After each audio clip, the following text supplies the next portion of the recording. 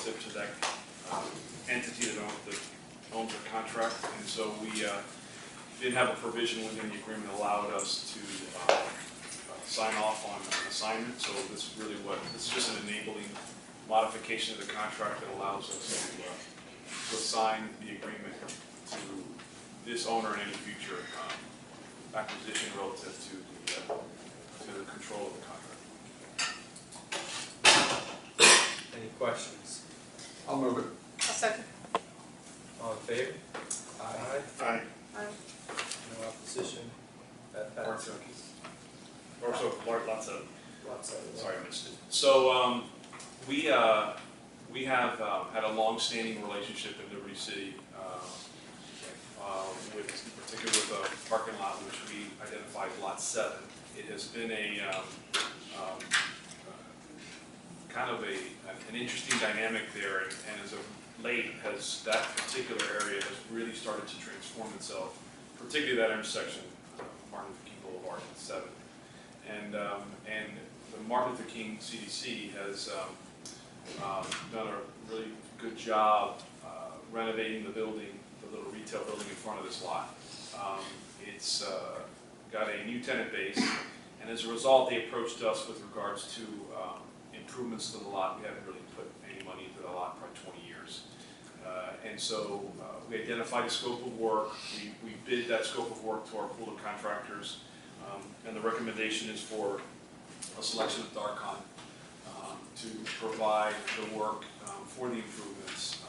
This is going to be sort of the first step for us in really having really truly remanaging that lot again, and really having it provide a real benefit and service to that retail. Any questions? Any questions? I'll move it. Second. All in favor? Aye. Aye. Okay, that passes. Now it's Park Jack. Good morning. The item before you is for approval of us entering into a pilot program with Park Jockey for a reservation system to reserve prepaid spaces for the Heat games and any events that take place in the arena throughout the Heat season. The Miami Heat, as I explained, has entered into a contract with Park Jockey for customers to buy their parking before the events. And they are also going to be marketing for the customers to come and park at our facility or House Center Garage for the time period of the Heat season and any events that happen in between that time as well in the arena. So we're asking for approval of this pilot program. I just want to put something on the record. And I have a couple questions. Oh. I spoke to staff yesterday about it. I want to make sure that we don't confuse the public with this program and the pay by phone program that we have, because I met these guys before, and I know that they, when we were looking into pay by phone companies, they were one of them. Services, they were one of them. So I just want to make sure that whatever we're advertising, that we advertise along with the Miami Heat or in conjunction with them, so that the public doesn't think that this is part of that program as well. Yeah, it's clearly an off-street platform that they're engaged in. And you told me that yesterday. I just want to make sure that we understand that we understand off-street, on-street. Yeah, it's a garage. It's a parking Right. garage and lot prepaid program versus an on-street phone app, which is a real-time usage application. So in this particular case, because we have such a robust relationship with Heat, obviously we do season parking for them. They park all their employees at the arena here. We have had an ongoing relationship with them, and for the longest time we've tried to promote our College Station Garage as a venue for Heat games. And at times it's kind of a very unattractive location, in part because of the Miami World Center site and all that surface parking that exists there now. They had all this existing inventory within a block of that arena. Well, now all that inventory is going to get displaced. So part of what the Heat did was they got a little more aggressive in terms of their ability to sort of develop relationships. Park Jockey was one, because then Park Jockey as a reservation system, then can go out and develop relationships similar to what they're doing with us now, with other private property or parking inventory asset owners. This particular case, this gives the heat an opportunity to now expand its inventory, given it's losing a significant portion of it.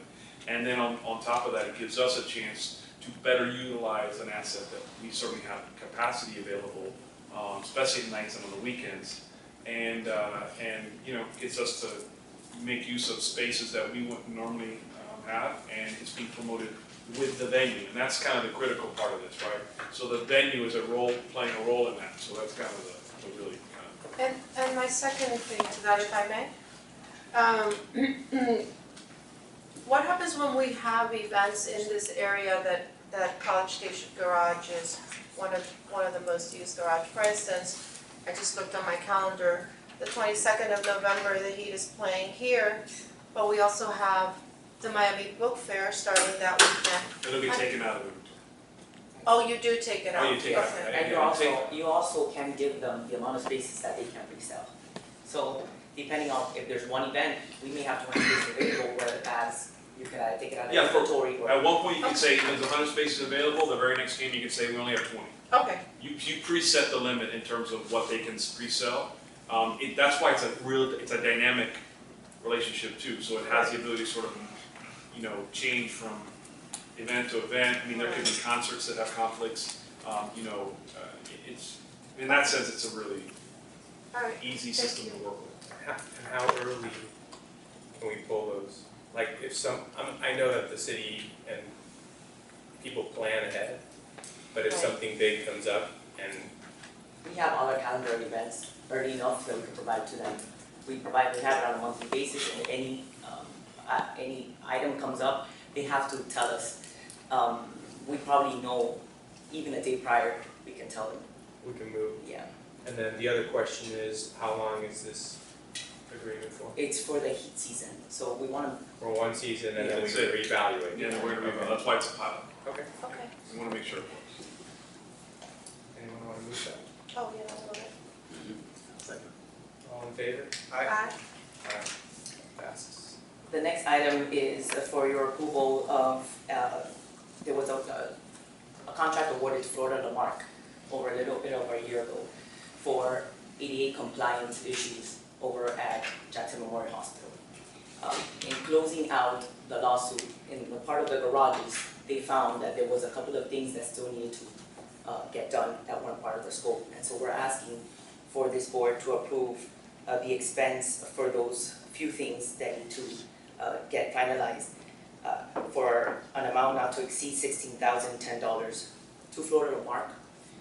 We're asking for approval of that item. Jackson has already signed up. Move. And Second. go For back to discussion. discussion. Is that a motion? Yes, he moved it. There's a second discussion. We get reimbursed for that. Yes, we do, Yeah, and we've it's already fine. approved the expense. All in favor? Aye. And this item is the approval for us to issue an RFP for the HVAC maintenance and repair services as part of our procurement process, our normal procurement process. I move that. I'll second.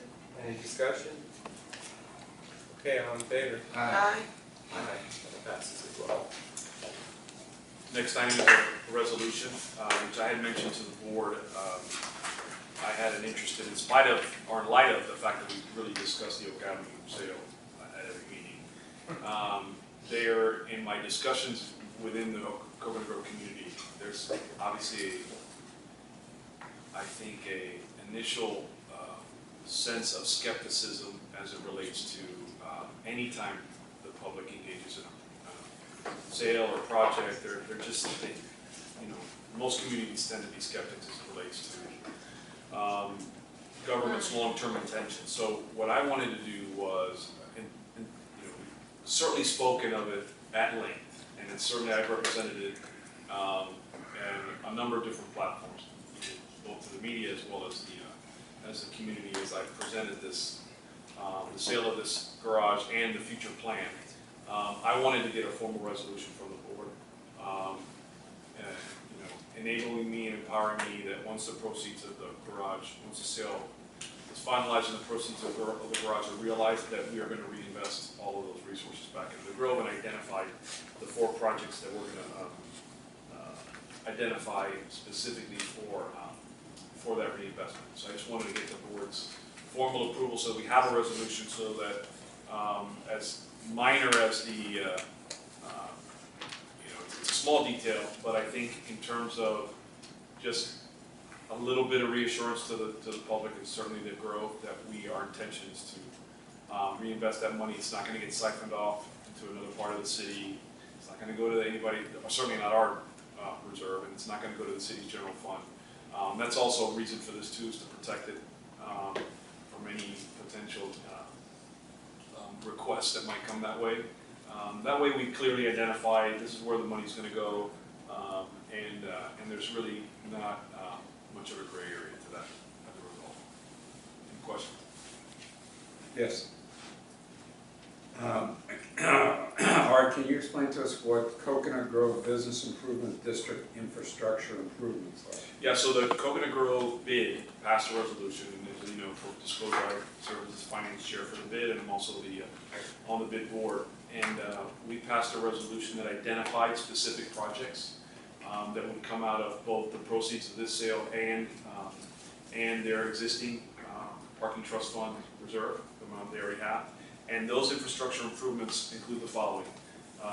Improvements along main highways, whether it's the sidewalk improvements, lighting, and there's some infrastructure. It's really the completion of the sidewalk program in the Grove. The other is the burial of the FPA utility lines along the main highway as well in McFarland. And then the third project was the purchase of one of the trolley or circulator buses for the circulator that's going to be created within the Center Grove. And so those are all embedded in the overall capital plan for the Grove. And the $2.316 million that we're getting back to the Grove, to the bid, as a result of the initial contribution, all of that money is going to get allocated to those projects. That's what that is. So that money getting allocated to those projects, that's their call though, right? They decide what to do with it, but they've already passed a resolution to that effect. So they've done that already. So there's no restriction on this money that has to be parking related? No, the bid has very specific allowances within the code that governs the trust fund and allows them to spend money on infrastructure and parking and marketing. So they have, it's an allocation. And they can only use, for example, they get surcharge money. They get their allocation of surcharge money, percentage of it back. That has to specifically go towards capital. They can't spend it on anything else. The bid assessment they collect can be used in a number of different forms. This particular, because it was an initial parking trust fund, it can go to infrastructure. It was a trust fund contract towards the purchase of the car. So it can go to any infrastructure, any capital project. It can't go to marketing or operational expenses. It has to be spent on a capital project. Their resolution matches our resolution. Their resolution is different in the sense that it actually encompasses other projects like the Coconut Grove Playhouse as an example. But it's very detailed in terms of how they allocate it by dollar amount to each of the projects that they wanted to do. It's $6 million total allocation. They did the rest of it. Yes, sir. Good morning, my name is Al Crespo. On Monday, I sent Mr. Noriega a letter. Got shifted entirely because there was a new grass area sort of created to one side, which is for future boat storage, parking during regatta season. So I consider it new parking, whether it's the 120 net or you subtract 120, the surplus is still well above 600. And I've been crystal clear with everybody when I presented it. So it's one of those scenarios where that particular lot, in particular as it relates to future use, it is primarily going to be open and available to the public. It will be metered with the exception of public meetings in City Hall. So when there's a City Commission meeting, we won't charge for that lot. But it will be a metered lot going forward. And by the way, there's also an MOU being drafted for a revenue share so that the bid gets a percentage of that revenue as well. So we're giving back to the center growth as well on a revenue. And that goes into their parking trust. Yeah. Mr. Chair, quick question. My wife Carla reminded me the other day that words matter. So it says here, particularly in the last paragraph for Coconut Grove, is that particularly or solely? Is it the proceeds are strictly for Coconut Grove parking projects, or is it including but not limited to? No, it's all Coconut Grove. There's no. So then it So should say solely. It should say solely. That's fine. Can we make that You change? can change that.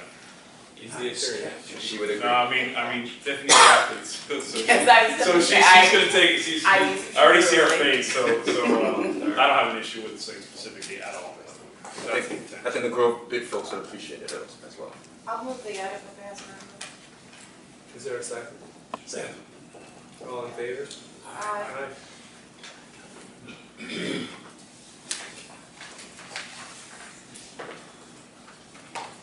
Is there any report? Yeah. Sure. I think that's the last vote. Yeah, it is the last item. As far as my report, I have good news relative to the skate park. They are officially taking possession of that lot this week. And we'll begin what we'll call phase one of the skate park layout. It's going to have some permanent, some temporary structures within it. They want to open it up and get it active while they can finalize their fundraising efforts on the full scope of the skate park. As soon as they are done with this particular phase, we're going to do a big kind of kickoff event. I'll kind of keep everybody posted. They have a group out of, I believe it's Tampa, Orlando, that's actually going to be doing the work. Orlando. It's Orlando. And so hopefully we can look at hopefully an event in the next 60, 90 days there, and we'll call it a soft opening. But we're really excited to finally get that sort of project up and off the ground. Virginia Key, the city has issued an additional amendment to the Marina RFP. I met with city staff about a week ago just to get a sense of what the potential timing was. At this point, I don't really have a good feel for it. But the intent is that we are ultimately going to build a garage there. We have the Rusty Pelican allocation as well as the future contribution from the successful proposer, whoever that may be, with the marina. At this point, until that submittal is in, and we see what the scope of that project is as it relates to not only just boat storage, but then the other ancillary uses, we'll finalize the sizing of the garage and confirm with the county, because remember there's an allocation of about 80 feet of right of way that we got from the county. And so we got to make sure that the footprint is consistent with at least our preliminary layouts, what we had proposed early on. But that's moving along now finally. Hopefully, Wasn't there some kind of time limit on something? there is a restriction from the county that the 80-foot of dedicated right-of-way construction has to begin within a certain period of time. Right now, as we stand right now, we're okay. But if this marina selection process gets dragged out a whole lot longer, we're going to have to go back to the county and get an extension. But that'll be the city's responsibility. It's not our land. So. Coconut Grove Playoffs, I just kind of briefly mentioned. I had a meeting with Michael Spring yesterday. We have these regularly scheduled sort of updates. They are in the environmental testing phase of the building right now. It should be done with that in the next, hopefully about next week. And then at that point, both the structural engineer gets in there and the historic preservation guys actually physically get started with their assessment of the existing building. And that process will take, a few months. What Michael's staff is doing for me is they've sent me some preliminary utilization numbers that were provided them by the future operator, or by the future operator, it's Cable Stage. We're going to be running some models as it relates to the actual sizing of the garage and utilization of the garage, given how they plan on using that space. And then the one thing they're going to get to me is hopefully within, I identified within the next 30 days as an actual current timeline. So in other words, when the historic preservation assessment and the due diligence on the site plan creation is ready, and then at that point it's, you know, all the different milestones that have to be achieved in part of that, which is identify the site, the building, do the historic preservation vetting, go through whatever public process is going to be required as part of that, and then at that point, you know, finishing the design, all of those various milestones will, you know, identify a bid portion of it for the construction, and then the construction timeline. So, because I want to try to get at what is a rough estimate of when we think we're going to start that project and when it'll be finished, because that's honestly a question I get from everybody in the Grove consistently, in part because we're committing some substantial resources to that, and that is the one project on our list that is still fluid. We don't really have a strong sense of when. Pay by phone. We are approximately this month at 59%, so we keep on being at the higher end of 50s, we even hit 60 last month. And I'm sure Margarita will talk a little bit about the efforts that are ongoing and upcoming to continue to promote pay by phone and get people to sign up. As I mentioned in the quick Oak Avenue, I did had a meeting with a community group called Group 2030 on Thursday of last week, of which if you go to Al's website, you'll take the entire thing. It's a rather long meeting. Yami and Tom were both there in attendance, and we had a pretty good turnout. I'd say it ended up being about, between people coming in and out, we had about 45, 50 people all in. And there were a lot of discussion. Certainly there's a lot of misinformation out there. Hopefully I addressed most of it. The attorney for Tara was also there to give their perspective. Ultimately, we talked about, you know, timing, and again, I go back to the Coconut Grove Playhouse as the one sort of anomaly in terms of the when. But the hope is that a lot of what we talked about, most of it's going to happen really soon rather than later. Obviously, Regatta Park, Grove Bay, a lot of these infrastructure things, we're already about to issue the deposit on the FPL burial lines for the bid. Managing back and forth with them this week. I know that on the issue of the trolley, we're also working on some of the finer deals on the financing side of that. So there's a lot that's going to happen here by the first quarter of next year, hopefully, certainly by the mid part of next year.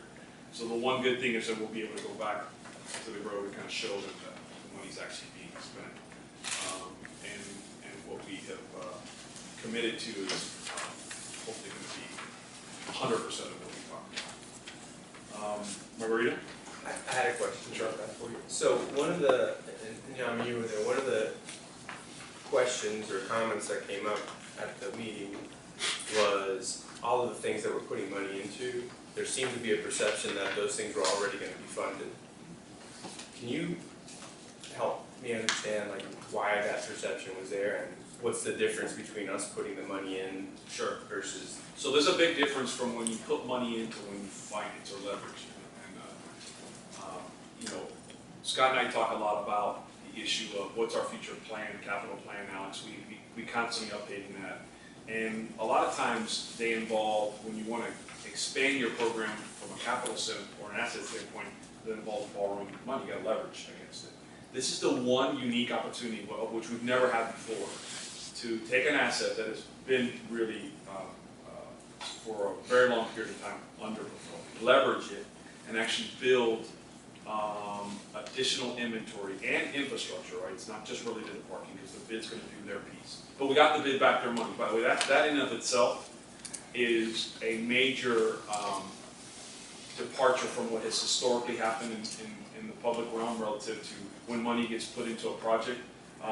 Municipalities and counties very rarely ever get that money back. And so we're giving the bid back their money, so then they can then re-leverage it in whatever way they see fit. But, you know, to have done, the one project we certainly would have, I think, well, I'll say this, Grove Bay and the Playhouse were both projects we have queued up as part of our capital plan. They are. The big difference maker is, we would have had to have borrowed money. I mean, we would have had to have leveraged probably close to $11–12 million alone on those two projects that we now don't. So what that does, when you talk about strong fiscal policy and a good strong perspective in terms of how to put together a pro forma, if you can build two facilities and not take on any debt, right? What that does, one, to your overall success of your bottom line, and then how do you become a better resource to your municipality, which is in essence what we are. You know, one of the things that is kind of forgotten, and a lot of times when we talk about monetizing this monetization effort and all these P3, when you look at cities like Chicago, and I'm going to use them as a perfect example, Chicago sold off assets. So they got rid of Millennium Park Garage, they got rid of all of their on-street inventory, they sold their toll bridge. Privatized. Skyway. Yeah, they privatized it all, and they put every single dime of that money into buying down debt. They didn't build anything new, they didn't repair their aging infrastructure as it relates to their transit system. They literally bought down debt because they were so broke as a municipality that they were up against a huge debt balloon. Organization was a bomb that was going to go off from a pension obligation, and they knew they needed to buy that down. So they really put all their money into sort of buying down a liability rather than actually building infrastructure. We're doing exactly what good fiscal policy ought to be, which is taking an asset and re-leveraging it to build more. We're not putting it into the general fund. We're not paying off debt. We're literally reinvesting all of that money into new projects, and that's really what we ought to be doing, and I think that's just good sound policy. So would some of those projects have been built? They may have, absolutely, without the money. Now, the Regatta Park parking would not have happened if it weren't for the sale of this garage. It won't happen because the city, unless the city ponies up and puts money into it, which they have been very hesitant to do because they don't have any money allocated towards it now. So, And would this speed up anything else? Like, is the fact that we're putting in money helping the timeline, or is no, I mean, it the just growth a bank has its own financial- timeline, and it's predicated on, it's been delayed because of litigation, and unfortunately, that thing should have already started. So it's But, more of a financial benefit plus the one garage that you're talking about? yeah, look, it's an economic benefit to us to be able to build something and not have to borrow money to do it. It's a huge asset. I just thought it was, I mean, we're here, we get the briefings, it makes perfect sense to me, we're kind of business people, sort of get it, but, it's important. Well, but that's why it was important for you guys to be there, by the way, because you can actually hear it. It's not just me telling you the conversations I have in the community. You need to see it. So that was why I really wanted both of you guys to be there. Thank you. Good Sorry, morning. Margarita Delgado, MRD Consultant for the record. Mr. Chairman, I'm sorry I was late. I had the meeting at 8:30 in my calendar. Thank you. Sorry, that was my fault. I changed it. It's better at 8 o'clock. As Ms. Argutin was saying, we're kicking off a campaign to promote pay by phone through the beginning of the holidays, beginning of December, with SBS, Spanish Broadcasting System. We expect this campaign to be really, really successful based on the successes we had with the Arjona concert. So basically now we're giving away, it's a raffle, they're giving away tickets for a Grand Slam concert that is going to happen on December 5th. And people are able to enter if they register and download the app for Pay by Phone. So the average of registrations per event, the last time was 30 to 35. So we expect that within a 2-hour period, we expect it to be much better. This time it's like 13 or 15 singers, so high profile. So Will you be at the Miami Book Fair as well? Yes, of course, always. We're working on this exciting project also in Wynwood, in connection with our Basel, as you all know, Park Your Art, and No pun intended. no, actually, There's a fund there. somebody came up with art, park something, and I said, we're not parking our CEO, so let's avoid that tagline.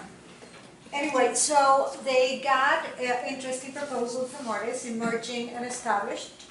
And the painting event, they'll be painting the 7 display machines throughout Wynwood. It's going to happen on the 19th. That will be promoted heavily through the media. And Rolando and I have done this month our 5-minute radio capsule, so we're promoting it as well as play by phone. So it's still open, the selection process is It's still closed. It's closed. It closed on the 23rd, and Sorry, yeah.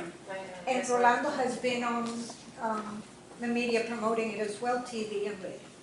And so we'll do that again. Also, If I may add, I'm sorry, Margarita, we're meeting today in a committee to review the submittals. So Okay. after this Did meeting, you guys see the pictures? No. Of the mock-up that was done? Do you have those, Roll?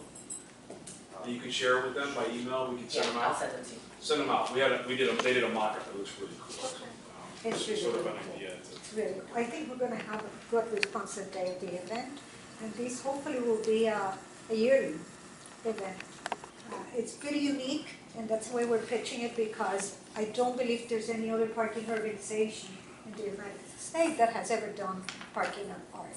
So this is the beginning, and as you all know, we're working on this project, we're kicking off in March for our 2016 Art Basel. That's a separate one. Writing content to promote the APO accreditation, which is so important. Working on the suggestion that Mr. Nordstrom made at the last meeting to name some of the lots. And so I want to move very careful with that, with the naming process, because sometimes those naming projects can go back to haunt you. So I've had some recommendations that I haven't distributed yet, but I want to make sure we're vetting those names. Starting off with Saints, or so we protect it. Wait, where are the names coming from? I missed this at They're another coming meeting. from nowhere, I just Which have is, to we, come up with a Northridge list. decided we should brand and identify and recognize lots instead of by number, we should give them a name. So instead of G3, it would be called College Station? the Yami Reyes lot. Oh, no. So Or the name some- or after a people? location. Yami Reyes in memoriam, Oh, memorial. no. It'll be- What is Thanks. that? Thanks, sir. We'll name it 30, 40 years from now, obviously. Oh, wait, after people? Or a location. Our location. Like, you Oh. know, No. Yeah, not all of them. Okay. Yeah. He offered it as a suggestion, so we said we'd go through. No, all no, of I them understand, first. I just, you know. I We have a couple, we have like a Thoughts Jose of Marti Canseco lot. Drive, you know, Huh? come. What? right, Second. to Margarita's point, they could come back to haunt you. Yes. Exactly. I've got a couple of others, To so. that Right, point. yeah, I know. Corporations are people. And Yes. courtesy to continue with the holiday promotion for pay by phone, courtesy of pay by phone, thank you, Diane. We have season tickets that we're gonna raffle off, people who register for pay by phone. There's season tickets for the UN, Mr. Hertz would have been happy to hear that, for the UN basketball games. So that's another one, it's all gonna happen within the next few months. We'll do the toy collection again this year to benefit UN's, the Holtz Children's Hospital. And so we're working on a million other things, ads, pay by phone, special events, and so. Questions? I've got, Mr. Hill, you have no question for me this time? I'm shocked. I have a question. Thank you. I have one question, I'm sorry, Margarita. And maybe it's for both of you guys. So tourists that rent cars probably don't have pay by phone on their phone. Is that like the next concept of where we go to help boost some of that? I'm assuming they like are, I mean, I've seen them walking around trying to figure out what to do. I've actually helped some of them. This is where you put the dollar, this is how it works, you've got to be exact change or whatever. I like that. But I remember we mentioned a few months back, the Visitors Bureau relationship, Yes. so we still have Something in rental Do cars. we have an internal contact that we deal with the convention? Sure. Bureau? All of us, Bill Talbot. yeah, go straight to the top. It's somebody, I mean, let him delegate, Yeah, who he wants to delegate it to, but. Okay, we all. At least 10 to 20% of those cars that are in the main areas that we have. Especially right now with the events coming up, with Exactly. Barbie Book Fair, Art Basel. Oh, to Well, and the one boat good thing show. about pay by phone is, remember, it started off as a diamond. Right, Right. So, Roads so that- you don't need to necessarily have the app to buy parking, you can do that. right. But you're right, I mean, we have a lot of events coming It's a up. very, yeah. You know, a bar, like one of those QR codes, that just scan it, the app's in there, and then they, I mean, it's easy. Margaret, it's gonna be Rolando, VP of marketing for the visitors bureau. Yes, He's I like had the it, person. right? Yes. Yeah. Okay. I think you were talking about me, I was like, what, another thing I gotta do? He's wearing a new hat. Big co-worst. Any other Thank you. questions? What? All right, to adjourn? Second. Second.